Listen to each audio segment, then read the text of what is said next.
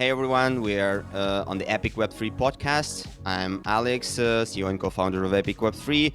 As always, I'm today with my co-host Andy from the Rollup, and this episode is also a part of the Rollup's modular march. Andy, can you say a couple of words about that? Yeah, very excited to talk to Brendan. We had a bit of a rough spaces yesterday, so we get to talk about some of those ideas as part of Modular March. The role was putting on Modular March, really just an educational initiative to kind of permeate the minds of the crypto community about modularity and kind of what's happening. I feel like there's a big gap between people who have heard of modularity and modular blockchains and people who really understand what's happening. So that's the gap that we're trying to fill. And yeah, very excited to have you on today, Brendan. So welcome to the show, man. Yeah, thanks, guys. Really appreciate you guys having me. Yeah. Just short intro. So Brandon Farmer, one of the co-founders of Polygon, who leads Polygon Zero team. Am I right? So I think technically you founded the company, which was bought by Polygon in 2019, if I'm not mistaken, right? In 2021, so we 2021. yeah, so Daniel Lubrov and I founded Mir, which was a ZK focused project, and then we were acquired by Polygon. And Yeah. Okay. So Polygon is definitely like doesn't need an introduction. I think all our listeners know what Polygon is, but still, so Polygon is already very big company and has a lot of products, a lot of projects in it. So could you just start with briefly describing what Polygon is today? yeah, so Polygon is an L2 project that's focused on scaling Ethereum. I think in the past we've had a lot of projects and a lot of different efforts, and it's been maybe a little bit more difficult to tell the story about what Polygon is doing. And I think recently we really started to hone in on like Polygon is an effort to scale Ethereum and to allow anyone to build and deploy that settle to Ethereum. And so there are basically like two things that Polygon does. The first is we have this project called CDK, which is a chain development kit that allows anyone to launch a new chain in the Polygon ecosystem.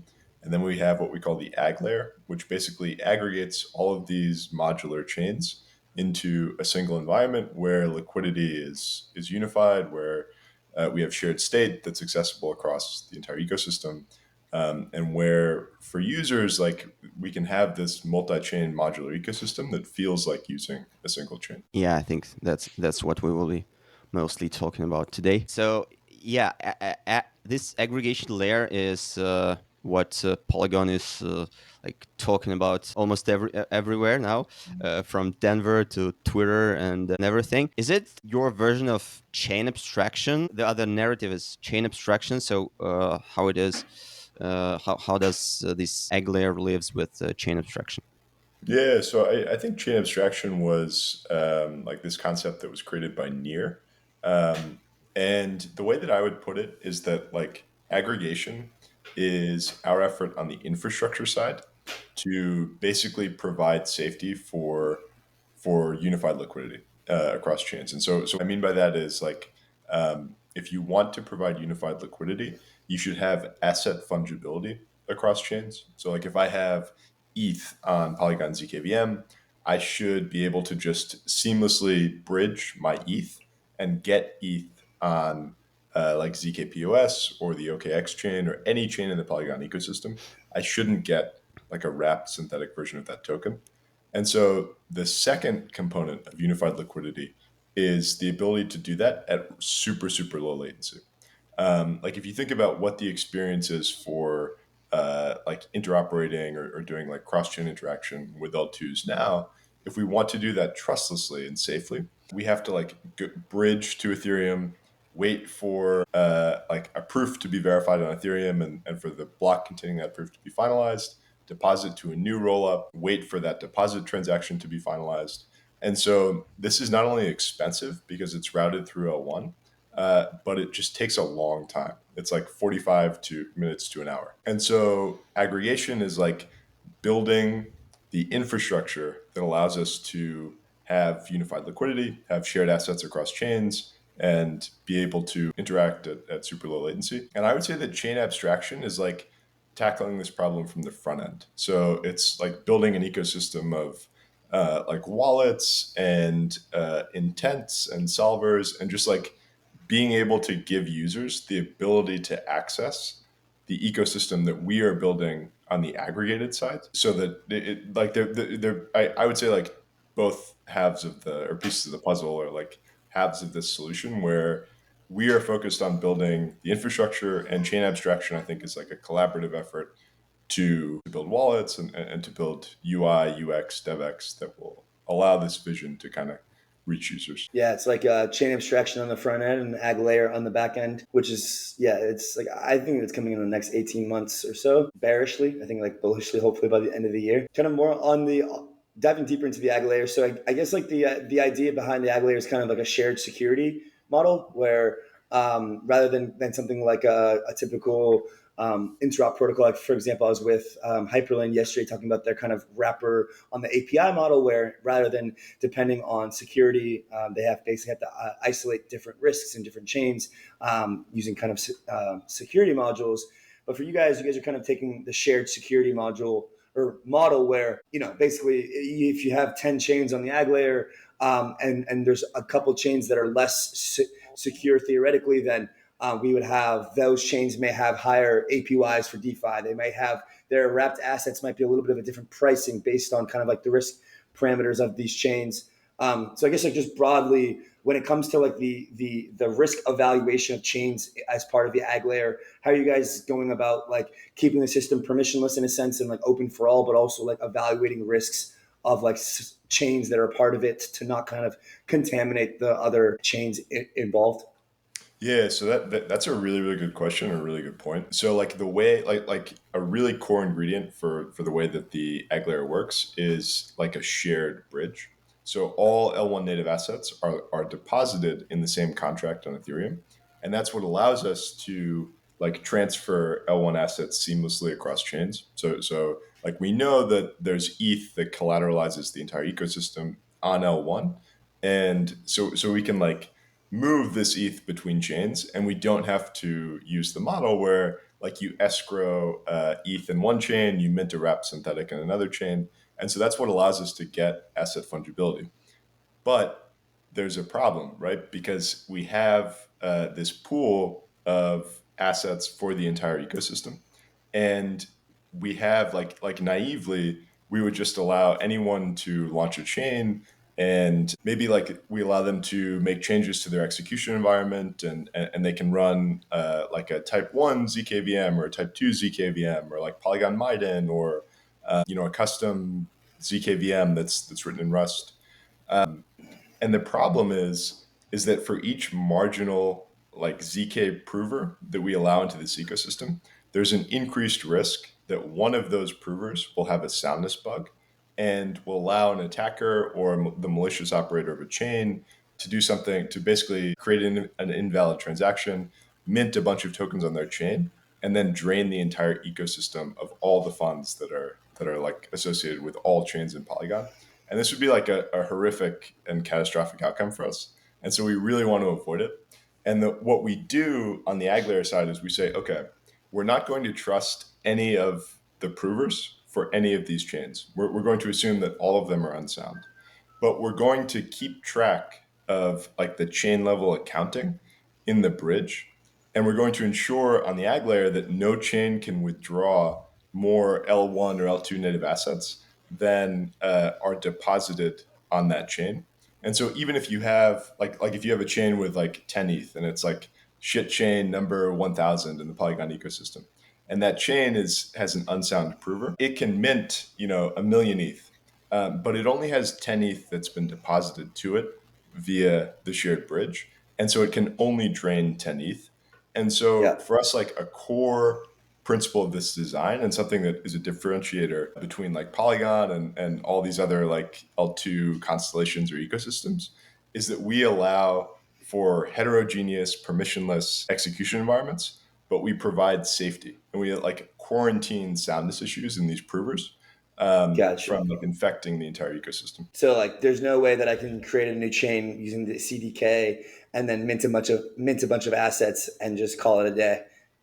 Yeah, so you could create like an unsound prover and be able to generate a valid proof or a proof that is verified that allows you to mint a bunch of ETH, but you can't use that ETH to then drain the bridge of like tokens or assets that were not in your chain. The area where this like still matters is because you can mint assets on an L2, like users still need to be conscious of like where the assets that they're holding were minted, because if you're minting assets and your chain has an unsound prover, then you could have a situation in which suddenly the supply of the assets that you're holding like grows astronomically because there's some ERC20 on an unsound chain that that's via an invalid transaction has its supply invalidly increased, and so that's like a sort of an unavoidable risk for any L2. But I think like from the perspective of L1 native assets and L2 native assets, secure chains with sound provers,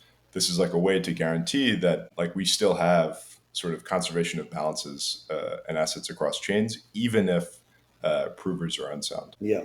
And then just to kind of follow up, I don't want to get too deep, but I'm just going to poke and prod. Yeah, What kind sure. of like permissions does the Polygon team have as like fallbacks? Like, I don't know, like for example, when you use Celestia DA, you can fall back to Ethereum. It's almost like a fail safe. Like, is there any controls that Polygon has for chains which are connected to the AggLayer, or is there like, I understand the quarantine kind of aspect with regards to not being able to obtain more assets than what you have on a specific chain, but is there any specific controls that Polygon has or any kind of like fallbacks for this?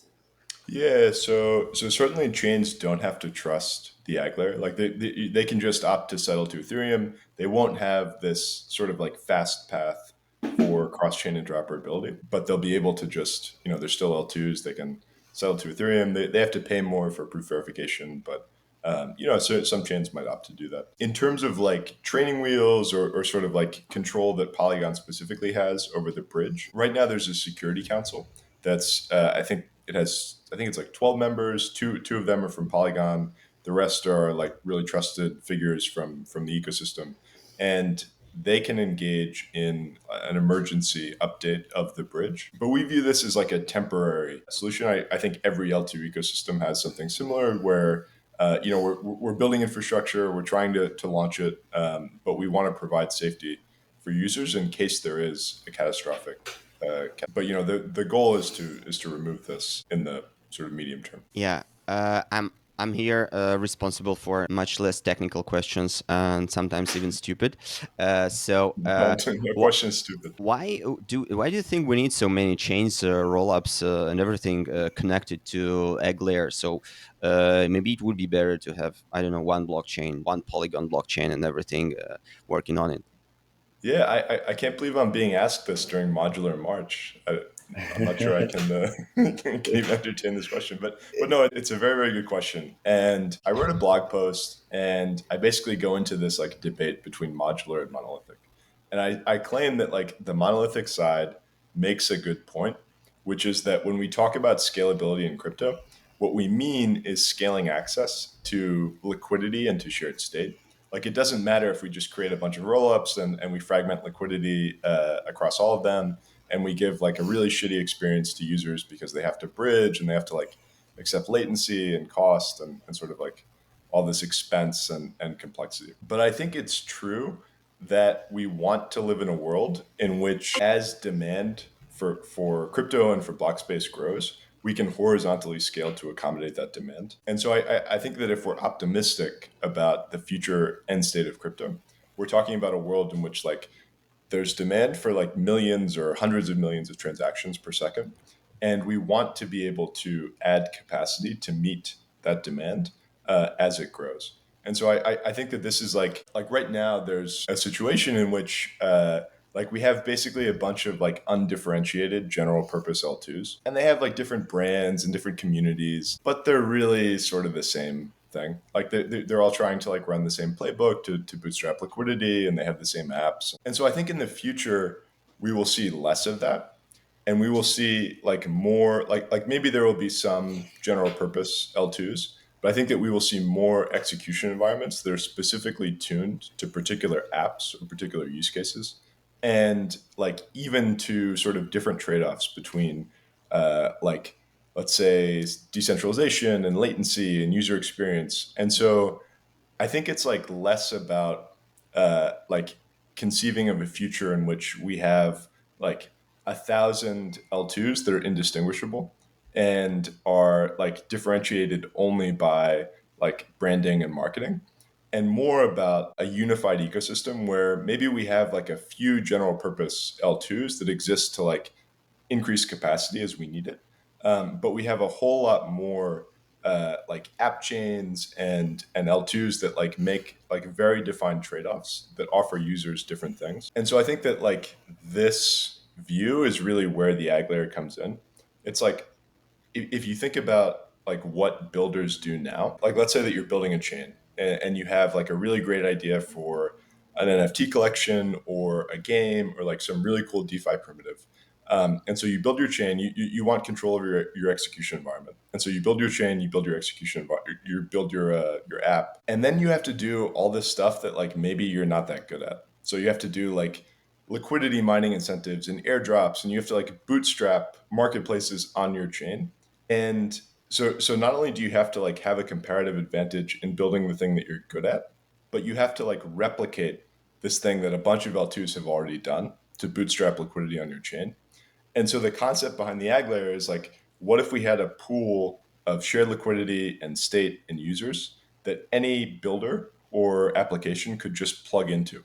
And so you don't have to like play all these sort of like token airdrop games to bootstrap liquidity on your own chain. You can solely focus on the area where you have comparative advantage, which is building the best like NFT collection or DeFi primitive or game. And you can tap into liquidity and users that already exist in the ecosystem. So So that's a great explanation. is this where monolithic modular aggregated meme came from? Yes.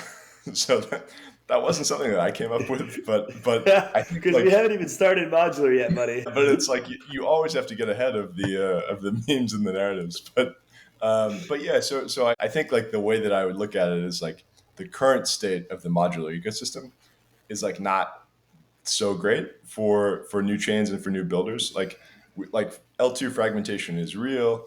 Like the user experience for anyone that wants to like bridge trustlessly and via native bridge is like not very good. If you want to use a third party bridge, you have to accept trust assumptions. You have to deal with like wrap synthetics and the expense of using those.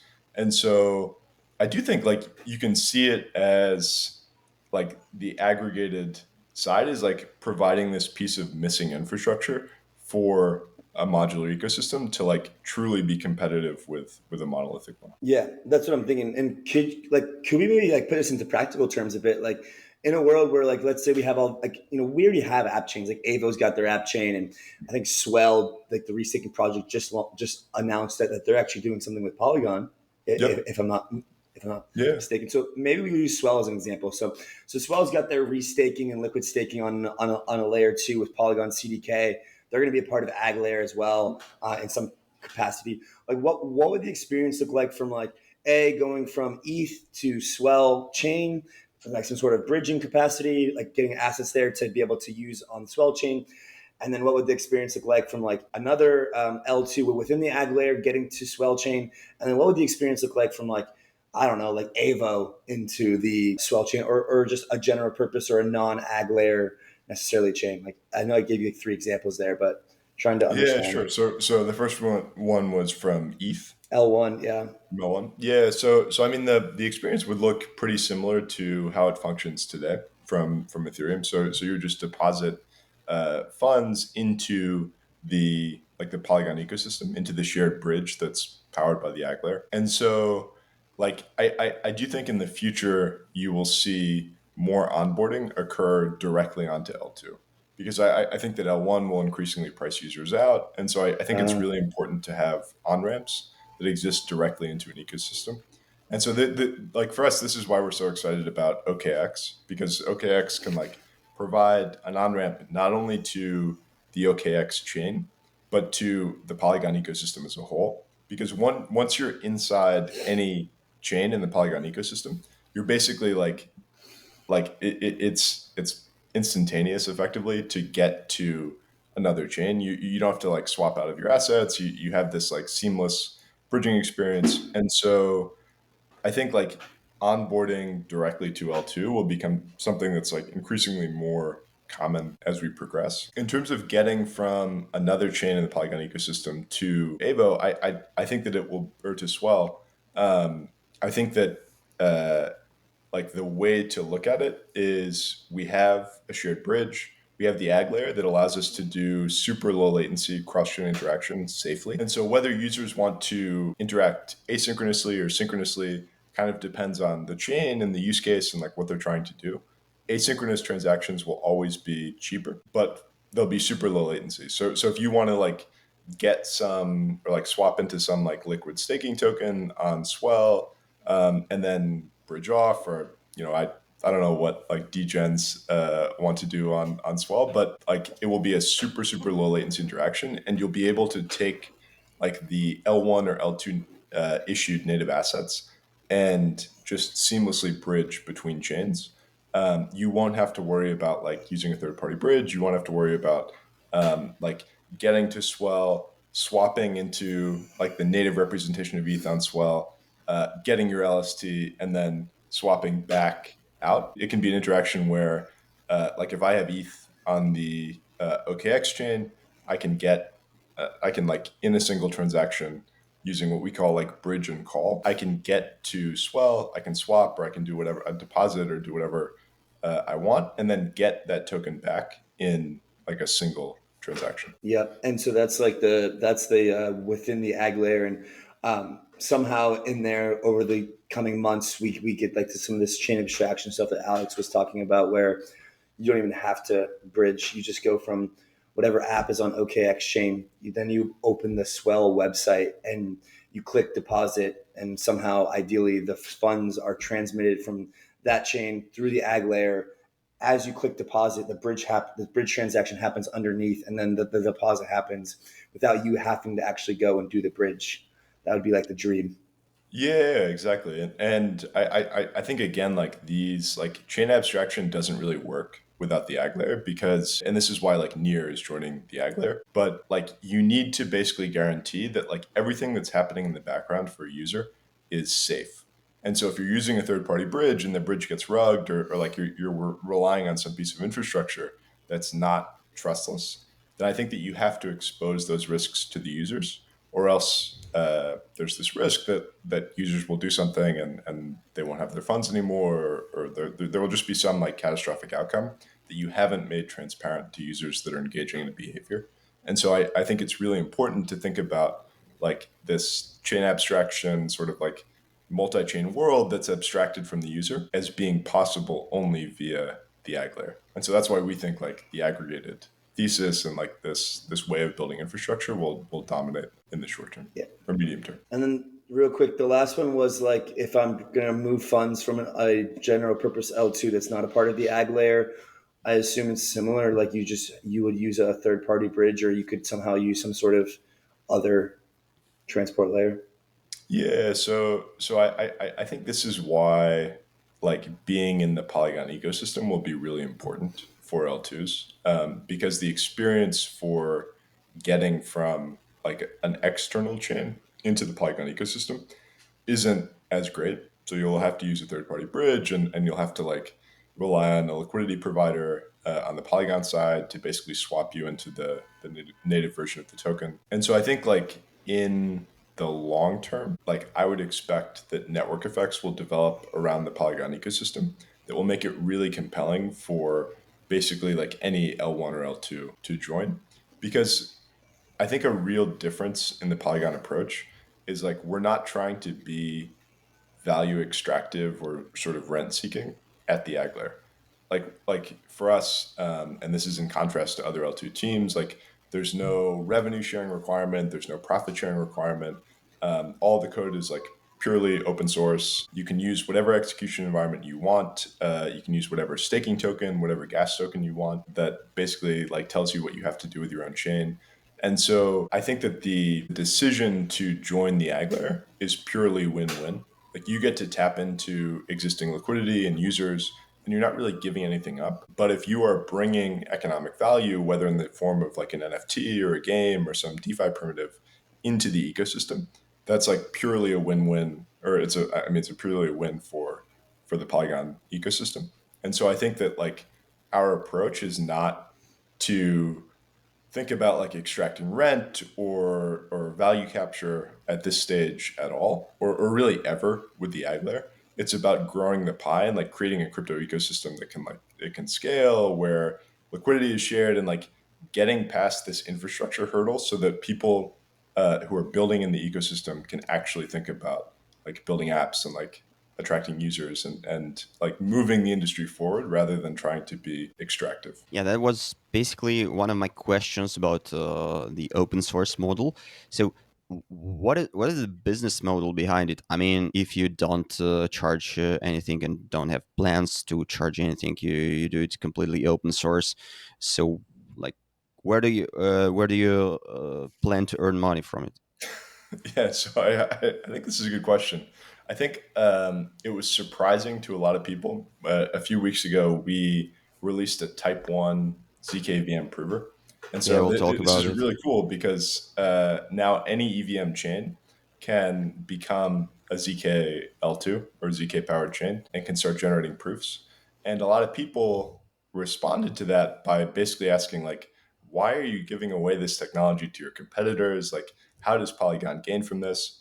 And my response is, I think in the sort of medium term, all the execution layer technology will become commoditized.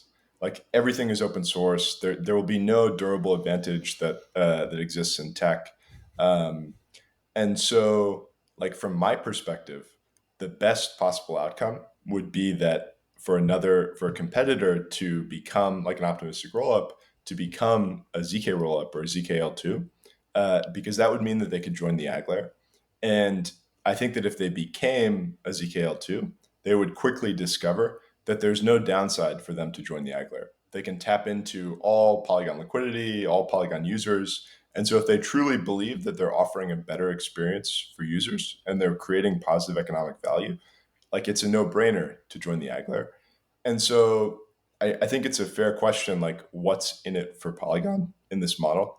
I think that there are two things. Like first, Polygon chains, like Polygon will be engaged in running public chains in the ag layer. And we think that there are areas where we can provide economic value that will be complementary to other chains that are building in the Polygon ecosystem. I mean, if other chains can offer like a better DeFi environment or a better execution environment or better user experience, then we will be outcompeted. Like we're not entrenched at all. Like there's no preferential treatment for Polygon chains that exists in this model. But the second thing is like, I think that there is a fee model in the ag layer where chains pay like a very nominal fee to have their proofs aggregated and then posted to Ethereum.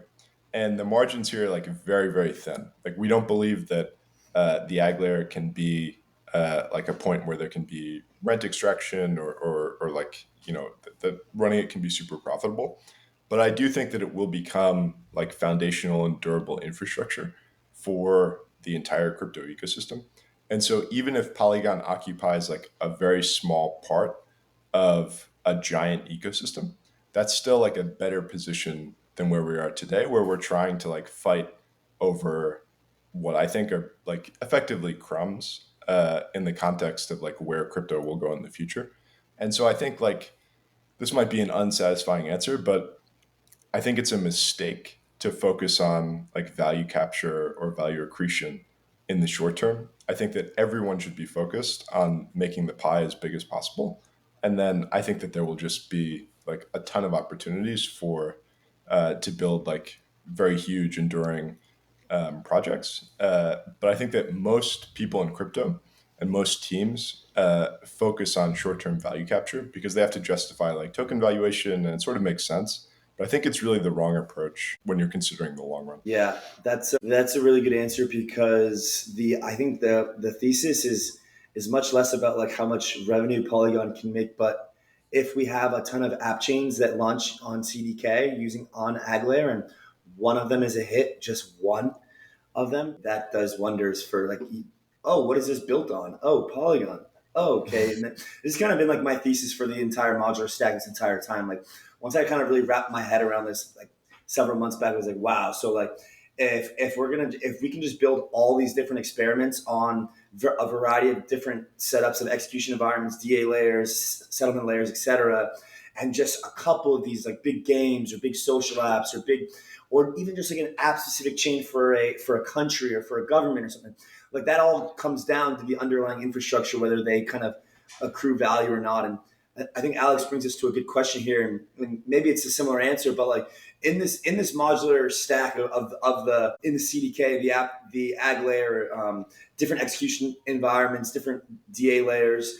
Like, where do you see value accruing in the stack? Like, is it at one specific layer more than the other? Is my thesis kind of like where you stand all parts as long as there's a hit, or is it something? Is there somewhere in specific that you see more value accruing than others? I've heard like DA is going to get more commoditized than others, but like I don't know. Yeah, so I think that's a really good question. I think that the way that I look at it, and I could be completely wrong, but I think I largely agree with you that like what we have to gain from having a truly like transformative app that's crypto native is like orders of magnitude larger than any value that's like currently accruing anywhere in the stack.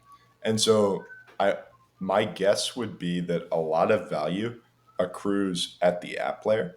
But if we have truly successful apps, like what is to be gained at every component of the infrastructure layer is much greater than like what we currently see today.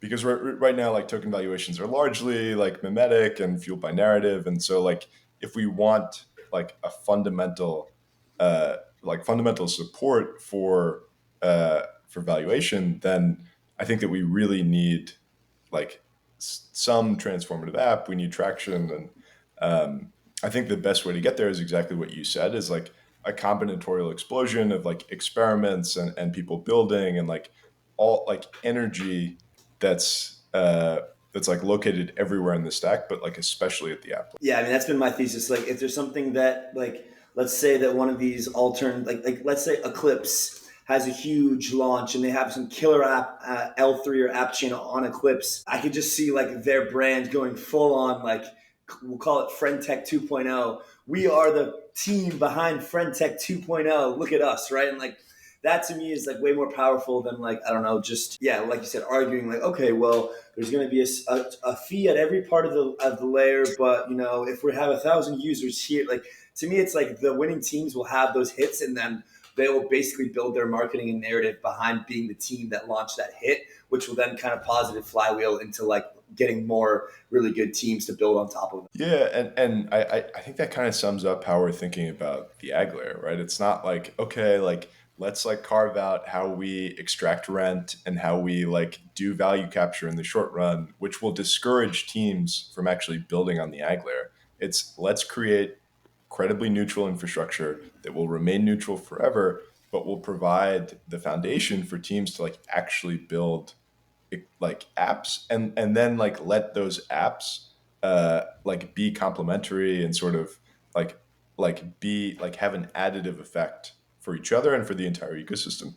And so I just think that that's like a much better posture than, okay, we're going to like issue like we're going to release code under this restrictive license and we're going to make people like pay 10 to 15% in effectively taxes to our DAO. I just don't think that that's like in even the short term is like a productive strategy for encouraging builders and like creating this like again like combinatorial explosion of people experimenting and building in the ecosystem. Yeah, but I think at one point, the industry should switch to actually generating revenue when it's mature enough, like Uniswap turning on fees or something. I think Blast is generating revenue already, right? Mhm. So just like let's imagine I'm a founder of a infrastructure project protocol, and I'm raising money and I'm pitching. So should I pitch?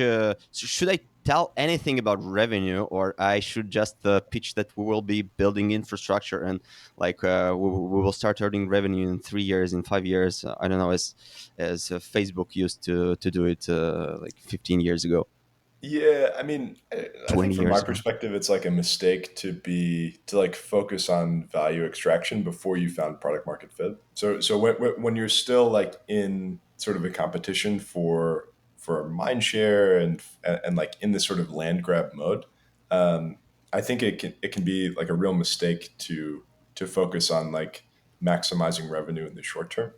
But I do think that like it's like a reasonable question to ask. You know, how will you generate revenue? Is there like sort of like a reasonable or like a coherent story about how value will accrue to the infrastructure that you're building? And you know, like for us, like the ag layer will be, it's a decentralized service that will be operated by by Polygon token stakers. We may also allow ETH restakers there as well, but that's kind of TBD. But there is like a value accrual mechanism. I just think that like the margins will be thin, and if you look at like the entire GDP of where we want the Polygon ecosystem to be, like when the ag layer really goes live, I would say that we have like between 5 and 10 billion of TVL that will just immediately bridge and onboard onto that ecosystem. And I would expect that we see like a ton of momentum in increasing that very, very quickly. And so if we think about like even like 2 years from now, what the entire GDP of the Polygon ecosystem will be, it will be gigantic. And like the amount that's captured in at the ag layer will be like very, very, very, very small. And so our goal is to like build foundational infrastructure, build the ecosystem, but it's not to like maximize the amount of that ecosystem or like the sort of the GDP that we are capturing as Polygon. Yeah. Okay. Yeah, I mean, I think it comes into like the public good conversation as well of crypto, which is kind of an interesting one. I'm kind of curious with regards to the ag layer as well. When we have these, so right now there's several notable RAS providers launching new app chains. That's probably going to tick up significantly in terms of the number of app chains, the level of interoperability that the ag layer can have amongst like basically every type of chain. Like, is it specifically for like ZK chains? Can it be for any execution, or can it be for any virtual machine? Can it use any data availability layer? Does it have to settle to Ethereum? I assume so, but maybe the other two is kind of more flexible. And then I kind of want to get into like the interrupt as part of the modular stack conversation as well. But yeah. Yeah, sure. So every chain excuse me, has to settle to Ethereum. So that's just the way the ag layer works. Like we aggregate proofs and then we settle to Ethereum. In terms of DA layers, chains are completely free to use whatever DA layer they want. They can be rollups on Ethereum. They can use Celestia or EigenLayer or a DAC, and they can use any execution environment that they want. The only restriction really in the ag layer is that they can't be an optimistic rollup. They can't have this long window for finality where people can submit fraud proofs. But the interesting thing is like if they don't want to mess around with ZK proofs and proving, and maybe their use case like it's like a game or it's something that has like a very low economic value on a per transaction basis, and they just don't think that proving is necessary, they could run as like a POA or a sidechain because the ag layer doesn't it doesn't trust that the prover for any particular chain is actually sound. And so as long as you have a way to like basically verify consensus, and obviously for ZK chains, we verified the validity proof.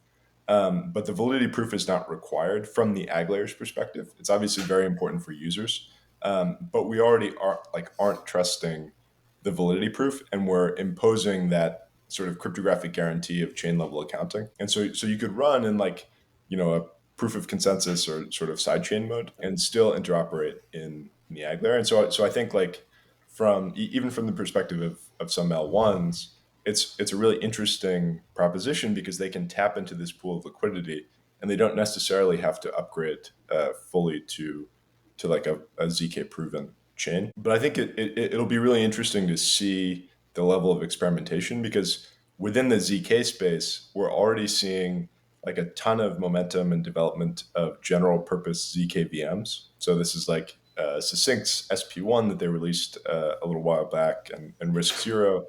Yep. And it's really cool because you can now design like a fully custom VM that you write in Rust. and you effectively get the prover for free. So you could write like a like Dex or like a Clob in Rust, and have like the execution environment be perfectly tuned for the application that you're trying to build, and then you get like the prover to generate validity proofs for free. And so I think that's like a really interesting model and something that's like exciting for the future. Nice. Gotcha. And what about other non-EVM L1s? Will Solana ever be connected to AggLayer or some new blockchains? Monad is raising like a huge amount of money. So what do you think of this alternative L1s in general? Yeah, so I think They've that got so Solana much should shit. connect to the AggLayer. I think that would be a really cool outcome, and it's sort of like a win-win for Solana, right? Because they get access to all of this liquidity that's currently on Ethereum. They can do like access it in sort of this trustless bridging mechanism. But I'm not sure if Solana will onboard or if ZKL2s that use the SVM will onboard. Same with Monad. Like I think it's sort of a no-brainer for Monad to join the AggLayer, but I am very, very confident that there will be chains and execution environments that use parallelized EVMs that join the AggLayer. And so I think it's a question about like technology. I think will inevitably filter onto the AggLayer. So new execution environments will be launched, and there will be a ton of experimentation. Whether particular chains opt to join the AggLayer, I think it's sort of a no-brainer. It's like something that just makes sense for them to do, but I think they still have to do it. Yeah, I think something that Alex is kind of getting at too is like there's different solutions for different execution environments, L1s, L2s, etc. And I kind of brought up this interop in the modular stack idea to you. And I don't need to list all of the options, but there's a ton of interoperability options. Like, does this end up being like every rollup can have like 12, 20, 30 interoperability partners that they can all use and their users can like choose from? A one winner takes most, or several winners take most? Because like, I mean, there's different. I think like yeah. Please, just I will just refrain. Yeah. So I definitely hope that the end state is not like users have visibility and pick which interop solution that they use. I think that from our perspective, like with the ag layer, you will always use the native bridge, the shared bridge, to move assets between chains in the ag layer. Just because there are no fees, like there's no requirement to like have liquidity on the destination chain. You basically just get to take assets and move them seamlessly across chains. And so I think that will just become the default choice. We'll opt to interoperate. Like the core design principle for the ag layer is that chains should be able to make trade-offs that kind of make sense for them. So some chains like really benefit from really tight synchronous composability with other chains, and some don't. Like if you're a gaming chain, you probably don't need like perfect synchrony with a DeFi order book or some like Uniswap pool that has nothing to do with your game. And so for you, like being able to interoperate asynchronously is actually a much better choice for your users. And so we view like the ag layer as sort of this foundational component that offers cryptographic safety for the ways that chains interoperate.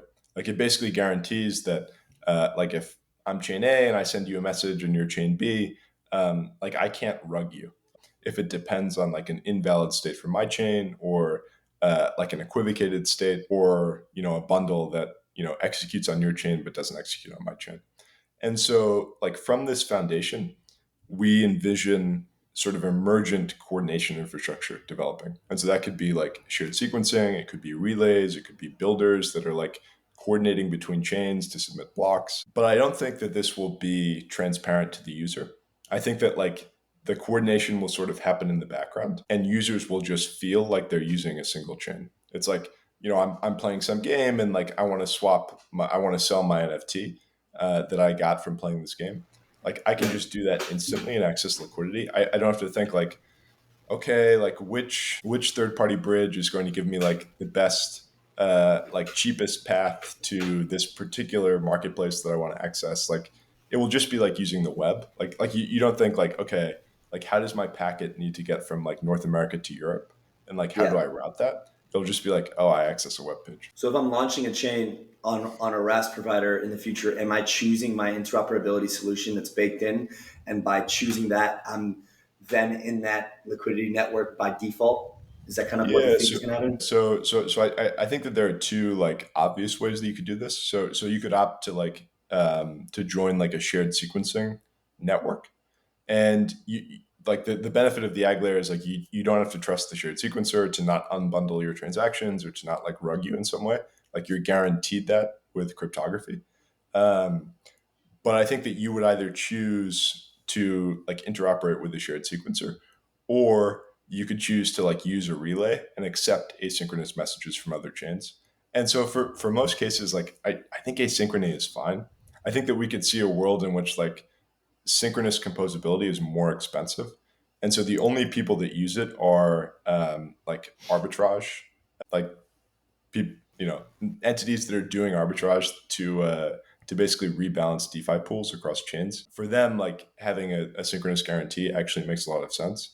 But I think for the majority of use cases, if we can have super low latency asynchronous interaction, then I think that can offer a really good user experience. Gotcha. Nice. I guess just last one there is like, so the bridge and the interoperability solutions that have been around for a while that are a bit more like trusted, not necessarily shared sequencers, not necessarily like ZK proven, more of like the traditional models. Maybe those will have like a different use case than some of these like more, I guess, trust minimized systems. Like perhaps like even like traditional finance type of folk will be more comfortable with using one of those solutions with like a set validator set and like proven in this kind of capacity because they feel like they may have a bit more control or understanding and like maybe more fallback versus something that's a bit more like trust minimized that like more of like these like hardcore libertarian-esque folk would want to engage in. Yeah, maybe. I do think that it's like it's better. Like the native bridge is better from like a counterparty risk perspective because like it's really tough to rug cryptography.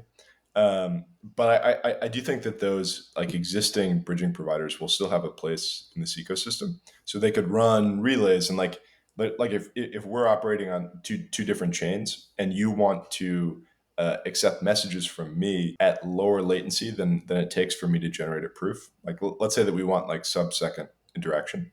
Um, you either need to run a full node for my chain, which sucks, or you can depend on a crypto economically secured relay that basically like is running in a data center and is able to like verify that the block that I'm giving you is valid, and it's not going to revert. Like there will be a proof that's generated for it, but you can operate at much lower latency than if you waited for me to give you a proof or you sort of ran a full node for my chain. And so I do think like for us, it's about like maximizing the trade-off space and allowing chains to like pick the ways that they interoperate while always having this guarantee of safety. Like that even if the relay misbehaves and my chain misbehaves and the AggLayer misbehaves, like your chain will never be settled to Ethereum in a way that causes you to lose money or to become under collateralized or to be harmed. And so I think that's like a really powerful guarantee that only the AggLayer provides. Yeah, I I wanted to ask several more questions about this Type One prover and ZK in general, but I think it's time to wrap up. So maybe some last question, Andy, or what important thing we didn't ask you? Yeah, I mean, I just following up on that point, Brendan. It seems like basically what you're saying is like some of these like intent-based systems with like off-chain fillers may play some sort of role for like very fast, low latency interoperability if the demand is kind of there. And I kind of share a similar thesis. I kind of think that like intents are now or like the here and now, and like the ZK and the AggLayer is a bit more, especially when we get like things like single slot finality and these kind of like ZK magic is what people call it. It's a bit more like of like the end game here. Yeah, I think so. But I do think that like this affects sort of the cost that users see. Like to give an example, like if you're an optimistic rollup ecosystem, you could say, well, we have this finality delay and a challenge period, and it makes interoperating between chains in our ecosystem like a really bad experience if people use the native bridge. But we have third party bridges and liquidity providers and there are ways to basically like get around the restrictions that are imposed by the infrastructure that we've built. But I would say that if you look empirically at the total amount that users have spent to get around the withdrawal delay on like Arbitrum or Optimism, it's like tens of millions of dollars. So over the lifetimes of these systems, like the amount that people have paid third-party bridges to get around capital inefficiency is a huge amount of money. And so like that's like orders of magnitude greater than if they just ZK proven all of the transactions on their system and had like a very, very short exit window. And so I think that like we're already seeing the need for infrastructure like the AggLayer. And if we extend this model, and if we say like we're going to be living in a world in which there are like dozens or hundreds of chains in each of these roll-up ecosystems within the next like year or two, and after that there will be thousands, and then hundreds of thousands, and like just an app chain explosion. Like it's actually really, really difficult to imagine a world in which third-party bridges are able to provision liquidity across like such a huge ecosystem, because the amount of like capital that's required to like be on each one of these chains is just completely prohibitive. And so like I do think that we're discussing a vision that's like at least a few months out, and hopefully is live by the end of the year. But it's like a vision that's desperately needed if we're going to actually scale. Should look at the paper from Fuel about fast finality optimistic rollups. Yes, so I was actually arguing with Nick about that, but yeah, I mean, we'll see. Thank you so much, Brandon. Very interesting to talk to you. You have the ability to explain difficult concepts in simple words. That's super important in our industry. So yeah, pleasure to talk to you. Yeah, thanks for coming on. Yeah, really appreciate you guys having me, and it was a lot of fun. Thank you, guys.